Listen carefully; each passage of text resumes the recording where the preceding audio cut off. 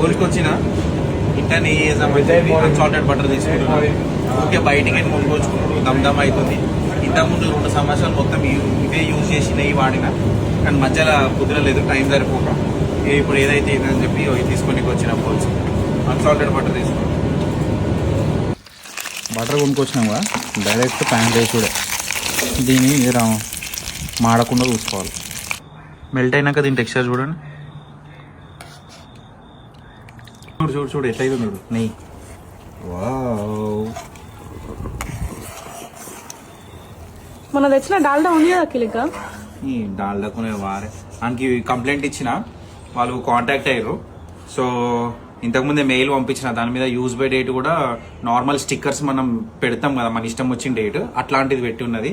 Manufacturing date ఇట్లా లేదు, ఏం లేదు దాని మీద. మీరు కావాలంటే పోయి చూసుకోరు.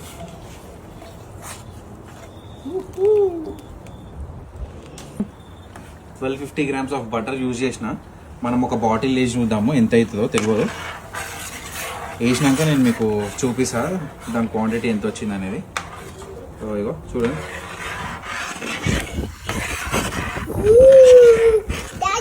చెప్పు డాడీ. నేను చెప్తాను డాడీ. నెయ్యి రెడీ అయింది. అలా అయినాక దీంట్లో పోస్తున్నా. ఇంత చూద్దాం. 250 grams ఆఫ్ బటర్ యూజ్ చేసి మనం గీ తయారు చేసినాం. 1 లీటర్. దాని మీద ఇది ఎంతనో తెలియదు కదా, దీన్ని కొలిచలే నేను. ఇంత వచ్చింది.